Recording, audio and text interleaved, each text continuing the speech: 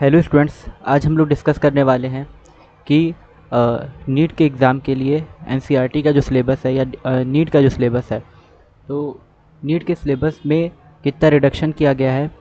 तो ये जो नीट के सिलेबस का रेशनलाइजेशन होता है, ठीक है, इसको समझना बहुत ज़रूरी है, क्योंकि बच्चे अक्सर क्या करते हैं कि जो सिलेबस से जो टॉपिक सिलेबस में नहीं है वो टॉपिक्स भी रीड करके वो भी रीड करते हैं, उस पर भी अपना टाइम लगा देते हैं, जिसकी वजह से जो टॉपिक्स सिलेबस में थे उनको वो उतने अच्छे से उसमें परफॉर्म नहीं कर पाते हैं या उनकी उतनी अच्छी प्रैक्टिस नहीं कर पाते हैं।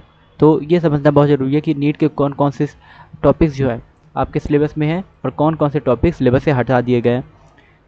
तो इसके बारे में हम लोग इस वीडियो में डिस्कस करेंगे, और वीडियो अच्छी लगे तो वीडियो को लाइक ज़रूर कीजिएगा, चैनल को सब्सक्राइब ज़रूर कीजिए और ज़्यादा से ज़्यादा लोग को वीडियो शेयर कीजिए।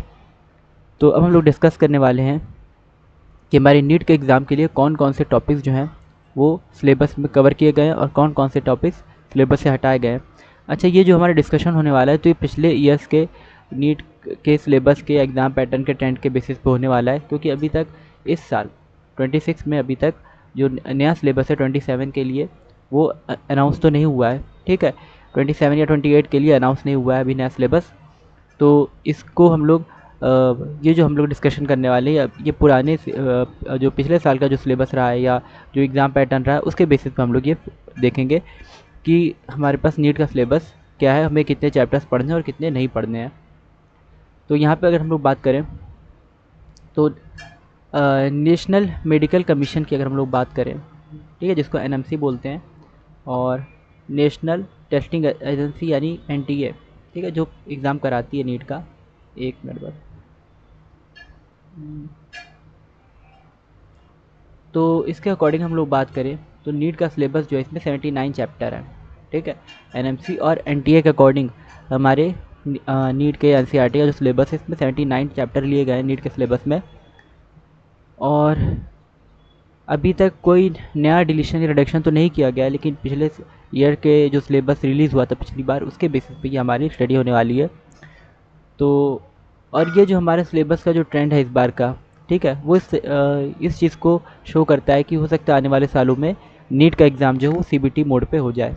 ठीक है, तो इस सिलेबस को रिड्यूस किया जा रहा है कि नीट के एग्ज़ाम को आसानी से सीबीटी मोड पे कंडक्ट कराया जा सके। तो यहाँ पे जो हम लोग बात कर रहे हैं, देखते हैं कि सिलेबस रिडक्शन में किस सब्जेक्ट में कितना सिलेबस रिड्यूस किया गया है, इस चीज़ को हम लोग डिस्कस करते हैं। तो हमारे 79 चैप्टर्स जो है, ठीक है, उसमें फिज़िक्स में जो है कौन कौन से टॉपिक हटाए गए हैं अगर हम बात करें, ठीक है, तो इसमें फिज़िक्स में रोलिंग फ्रिक्शन डिटेल्स, ठीक है, रोलिंग फ्रिक्शन की जो डिटेल्ड उसका एक्सप्लेनेशन टॉपिक था वो हटाया गया है, यानी रोलिंग फ्रिक्शन के बारे में बहुत ज़्यादा डिटेल में नहीं है। पॉइजन रेशियो, ठीक है, ये रिमूव कर दिया गया है। रिनॉल्ड नंबर डिटेल्स, ठीक है, इनको रिमूव किया गया है। डॉपलर इफेक्ट की जो डेरिवेशंस हैं इनको रिमूव किया गया है। और ट्रांजिस्टर एम्पलीफायर कॉन्फ़िगरेशन, इस टॉपिक को भी रिमूव किया गया है। यानी इनके बारे में बहुत ज़्यादा डिटेल से नहीं पढ़ना है, अब सिर्फ ऊपर ऊपर से लाइटली इसको पढ़ना है।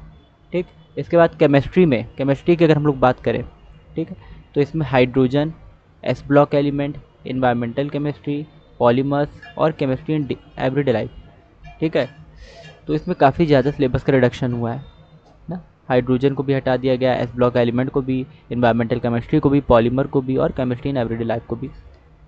तो चैप्टर का रिडक्शन ही इसमें देखने को मिल गया है। बायोलॉजी में भी अगर हम लोग बात करें तो डाइजेशन अब्जॉर्प्शन को हटा दिया गया है, transport in plants, minerals, nutrition और इन्वायरमेंटल इश्यूज़, इन सब चैप्टर्स को हटा दिया गया है। ठीक है, यानी ये चैप्टर्स आपको नहीं पढ़ने हैं।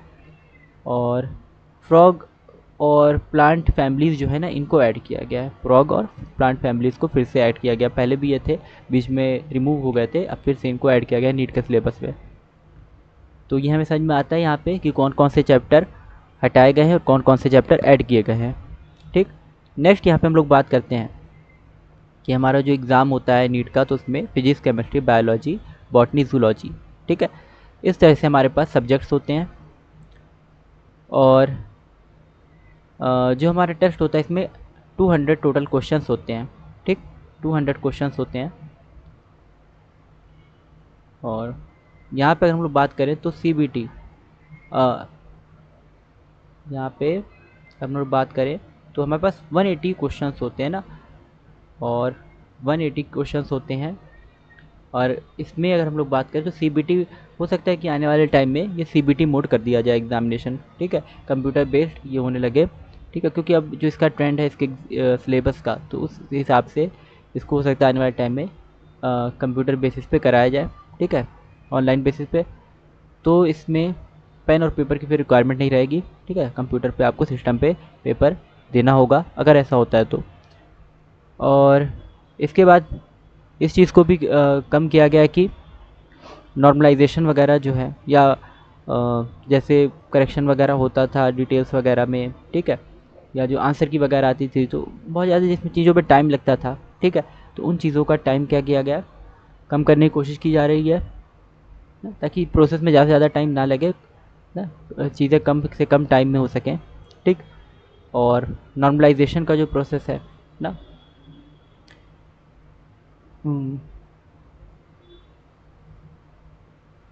वो भी जल्दी से जल्दी नॉर्मलाइजेशन का प्रोसेस जो होता है, ठीक है,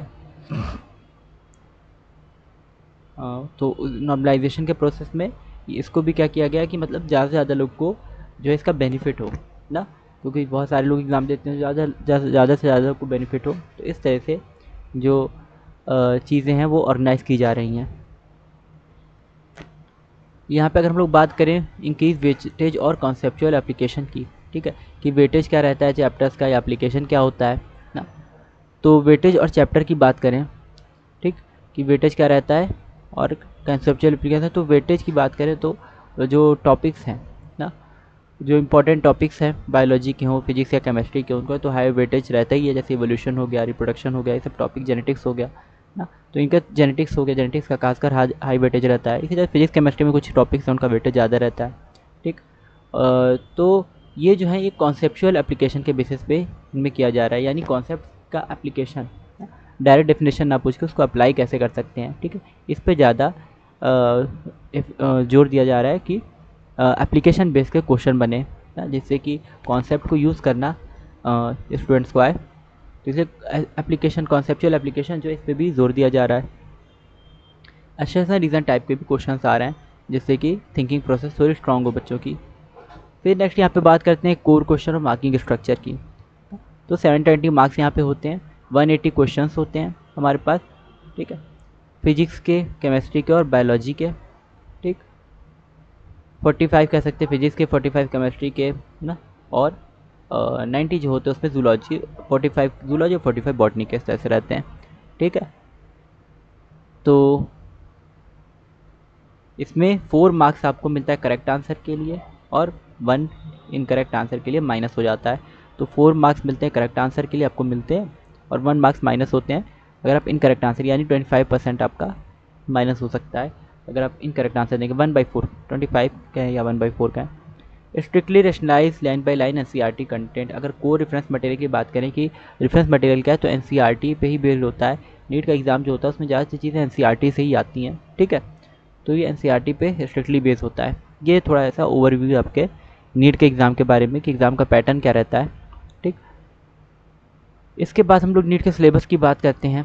तो नीट के सिलेबस की अगर बात करें तो बायोलॉजी में, खासकर हम लोग बायोलॉजी में इसके बारे में डिस्कस कर रहे हैं, तो यहाँ पे 32 चैप्टर्स हमारे पास, ठीक है, बचे हैं। पहले 38 होते थे, अब 32 यहाँ पे बचे हैं, ठीक।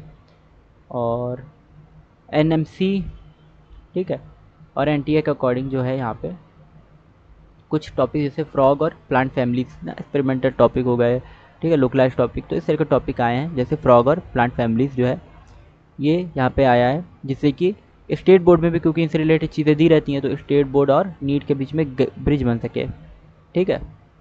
तो इसलिए इस तरह के एनसीईआरटी में टॉपिक्स इंक्लूड किए गए फिर से ना, पहले भी ये पहले होते थे फ्रॉग और प्लांट फैमिली ना, अच्छा एनसीईआरटी में नहीं, लेकिन स्टेट बोर्ड वगैरह की बुक में तो होते थे, ठीक है। बाद में फिर एनसीईआरटी में अभी तक नहीं थे ये सब चीज़ें, फिर ऐड हो गई हैं एनसीईआरटी में, तो इससे ये ब्रिज बन जाता है स्टेट बोर्ड और एनसीईआरटी के बीच में। अच्छा कौन कौन से चैप्टर यहाँ पे हटाए गए, तो बात करें तो transport in plants, mineral nutrition, digestion and absorption, reproduction in organism, enhancement in food production और इन्वायरमेंटल इशू, यानी लास्ट टाइम जो सिलेबस रिडक्शन हुआ है, ये चैप्टर आपको पढ़ने नहीं है, क्योंकि इनमें से चीज़ें नहीं आएंगी ना। ट्रांसपोर्ट इन प्लांट्स में से mineral nutrition, digestion, absorption, reproduction in organism, strategies for enhancement in food production और इन्वायरमेंटल इशूज़। ठीक है, तो यहाँ से चीज़ें नहीं आएंगी। अच्छा, ये कुछ क्लास 11 के 3 टॉपिक है और क्लास 12 के 3 टॉपिक हैं। 3 टॉपिक क्लास 11 के इसमें से हैं और 3 टॉपिक जो है 3 चैप्टर जो है वो क्लास 12 के हैं। नेक्स्ट यहाँ पे हम लोग बात करते हैं, तो मतलब काफ़ी ज़्यादा बायोलॉजी में रिडक्शन हुआ है सिलेबस में। और यहाँ पे अगर बात करें तो फ्रॉग की एनिमल टिश्यूज़ और मॉर्फोलॉजी में, ठीक है, फ्रॉग को ऐड किया गया है, अर्थवर्म और कॉकरोचेस जो हैं यहाँ से हटा दिए गए हैं, ठीक, और फ्रॉग को ऐड किया गया है। और प्लांट फैमिलीज़ की बात करें, प्लांट फैमिलीज़ में तो मालवेसी को मॉर्फोलॉजी, बेसिकली यहाँ पे मॉर्फोलॉजी भी बेल्ट यहाँ पे प्लांट फैमिलीज़ हैं, 5 प्लांट फैमिलीज़ को इंक्लूड किया गया। मालवेसी, ठीक है, जिसमें कॉटन आती है, भिंडी आती है, क्रूसीफेरी, ब्रैकिसिकेसी, मस्टर्ड आता है इसमें, लेगुमिनोसी या फैबेसी जिसमें पल्सेस आती हैं, कॉम्पोजिटी या एस्टेरेसी जिसमें सनफ्लावर आता है, और गैमनिया पोएसी जिसमें वीट आते हैं। तो ये 5 नई फैमिलीज़, प्लांट फैमिलीज़ ऐड की गई हैं। और एनिमल टिश्यू में फ्रॉग और बॉटनी में ये 5 प्लांट फैमिली ऐड की गई हैं। इसके बाद अगर हम लोग बात करें यूनिट में, तो यहाँ हमारे पास थोड़ा सा इसको जूम करना पड़ेगा, ठीक है। इस तरह से हमारे पास कुछ चैप्टर, ये पूरी एक लिस्ट बनी हुई है कि हमारा जो सिलेबस है उसका लेआउट क्या है, ठीक है। अब हमें क्या क्या पढ़ना है, क्या क्या छोड़ना है वो तो हमने देख लिया। 6 टॉपिक, क्लास 11 के 3 टॉपिक और क्लास 12 के 3 टॉपिक। अब यहाँ पढ़ना क्या क्या है, 10 यूनिट यहाँ हमारे पास हैं, 11 और 12 को मिला के 10 यूनिट्स हैं, ठीक है। और हर यूनिट में यहाँ पे हमारे पास चैप्टर है। हमें फर्स्ट यूनिट डाइवर्सिटी यूनिट जो है हमारे पास क्लास 11 की, इसमें लिविंग वर्ड पढ़ना है, बायोलॉजिकल क्लासिफिकेशन रीड करना है, plant kingdom, animal kingdom. Second जो हमारे पास है यहाँ पे structural organisation, morphology of flowering plants, anatomy of flowering plants, structural organisation in animals. Third unit जो है सेल स्ट्रक्चर और फंक्शन, इसमें हमें cell the unit of life, biomolecules, cell cycle and cell division, ठीक है। इसके बाद चौथी जो है प्लांट फिजियोलॉजी यूनिट, इसमें photosynthesis, respiration, plant growth and development, plant growth and development, ये सब प्लांट्स के बारे में। ह्यूमन फिजियोलॉजी 5th यूनिट हमारे पास, इसमें ब्रीथिंग यानी रेस्पिरेशन में पढ़ना है, सर्कुलेशन पढ़ना है, excretion, locomotion, neural control and coordination, chemical control यानी हार्मोन्स वगैरह के बारे में भी स्टडी करनी है। फिर उसके बाद 6th रिप्रोडक्शन में हमें sexual reproduction, human reproduction, reproductive health पढ़ना है। फ्लावरिंग प्लांट्स में रिप्रोडक्शन, ठीक है, प्लांट्स में और एनिमल्स में, और रिप्रोडक्टिव हेल्थ के बारे में, जेनेटिक्स और एवोल्यूशन, ठीक है। इसमें हमें principle of inheritance and molecular basis of inheritance और इवोल्यूशन, इन चीज़ों के बारे में जेनेटिक्स में पढ़ना है। बायोलॉजी में ह्यूमन हेल्थ एंड डिसीज़ के बारे में, microbes in human welfare, biotechnology principles and process, biotechnology and application, ecology environment में organism and population, ecosystem, biodiversity and conservation, इन सब टॉपिक के बारे में हमें डिस्कस करना है, ठीक है। तो ये पूरा इसका यूनिट यहाँ पे दिए कि हमें क्या क्या सिलेबस में डिस्कस करना है और क्या क्या चीज़ छोड़नी है, ठीक है। अक्सर बच्चों को ये चीज़ नहीं पता होती है कि सिलेबस में क्या क्या पढ़ना है और क्या नहीं पढ़ना, तो जो चीज़ नहीं पढ़नी होती उस पर भी बहुत ज़्यादा टाइम वेस्ट कर देते हैं। तो इसलिए ये हमारा आज का डिस्कशन था नीट के रेशनलाइज टॉपिक के बारे में, ठीक है। अभी तक कोई लेटेस्ट जो है रेशनलाइज सिलेबस जो है लेटेस्ट तो रिलीज़ नहीं किया गया सिलेबस। तो ये जो हमारा डिस्कशन है ये पुराने सिलेबस, पिछले साल का जो सिलेबस था या जो एग्ज़ाम पैटर्न था उसके बेसिस पे ये है, ठीक। तो आई होप आपको ये जो हमारा आज का डिस्कशन था ये समझ में आया होगा, अच्छा लगा होगा। और वीडियो अच्छी लगी हो वीडियो को लाइक ज़रूर कीजिएगा, चैनल को सब्सक्राइब ज़रूर कीजिए और ज़्यादा से ज़्यादा लोग को ये वीडियो शेयर कीजिए।